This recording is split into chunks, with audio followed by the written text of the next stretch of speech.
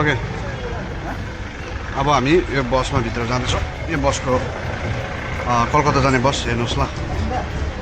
एकदमै सस्तोमा पायौँ हामीले सिट है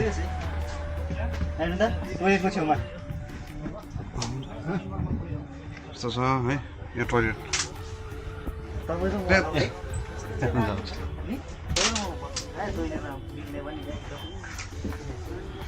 विथ टोइलेट रहेछ टोइलेट पनि रहेछ है यस्तो छ माथि डबल मुनि डबल यहाँको त सिङ्गल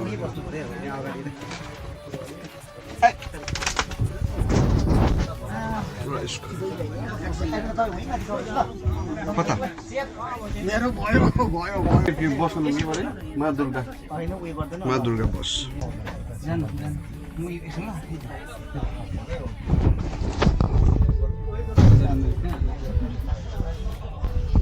यसमा चाहिँ विथ टोइलेट है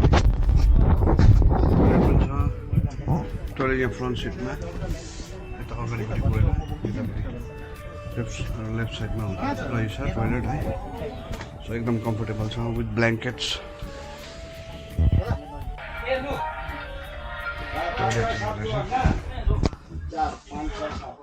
टोइलेट प्लस गर्ने पानी वेस्टर्न टोइलेट यतिकै स्पेस छ काफी यतिकै त काफी र तपाईँहरू पनि यहाँ आउनुहोस् यात्रा गर्दा सजिलो हुन्छ है अहिले धेरै फेसिलिटिज आएको छ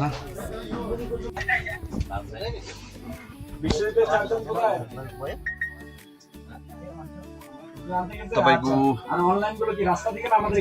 यहाँ चाहिँ चार्ज गर्ने पोइन्ट राखिदिएको हुँदो रहेछ दुईवटा यहाँ तपाईँको फोन राख्नुलाई यसरी छ सिट है देख्न सक्नुहुन्छ अनि यता छ ब्यागहरू राख्नलाई यस्तो छ विथ एसी है एसी फुल एसी गर्दा पनि भयो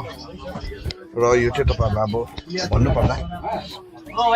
यो चाहिँ एकदमै हामीले कम रेटमा पायौँ किनभन्दाखेरि हामी 28जना थियौँ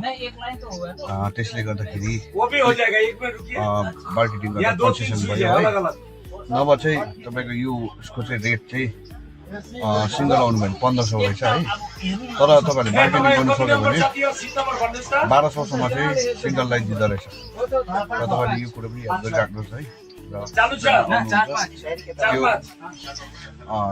काउन्टरमा टिकट नगरेर तपाईँहरू सिधै भित्र आएर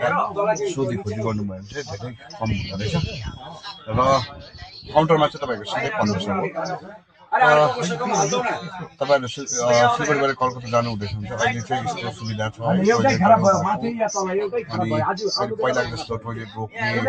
रोकी माग्नु टोइलेट लागि त्यस्तोहरू पर्दैन तपाईँहरूले कम रेटमा पनि राम्रो भोल्भो बस पाउनुहुन्छ तपाईँले टोइलेट हेरिहाल्नुभयो अघि नै होइन त्यो क्वालिटीको र तपाईँहरूको एकदम सपोर्ट लाइक पनि गरिदिनु छ यसमा तपाईँहरू आउनुहुन्छ के लाग्यो कस्तो लाग्यो है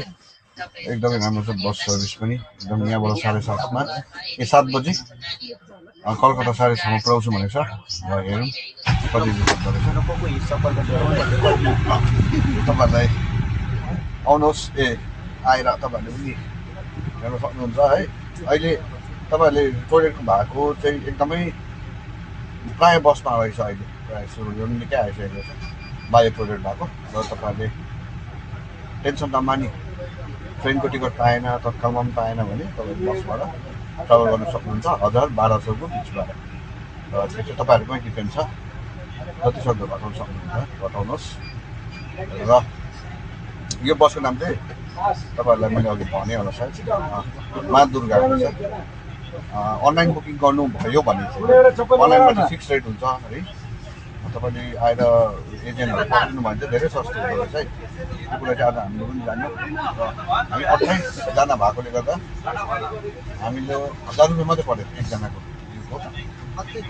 अझै कम्ती पनि गर्दो रहेछ गर्थेछ अब हामी त्यस्तो भइहाल्यो है तपाईँहरूले पनि कोसिस गर्नुहोस् यात्रा गर्दा हामी धेरै कुरोमा ठगिने गर्छौँ ठग्छ हामी नेपाली यता यहाँ सुरुमा आएपछि है अब यता एउटाले के भन्छ अर्कोले के भन्छ र तपाईँहरू नपाली आएर सिलगढी बस स्ट्यान्डमा यो तेन्जिङ नोर्गे बस स्ट्यान्डबाट तपाईँले बस पार्कबाट त्यहाँ एजेन्टहरू पुरै पाउनुहुन्छ जति जसले सस्तो गर्ने त्यसमा त्यहीसँग बसहरू चेक गरेर मात्र टिकट लिनु होला र यति भन्दै आजको ब्लग यतिमै एन्ड गर्दछु धन्यवाद।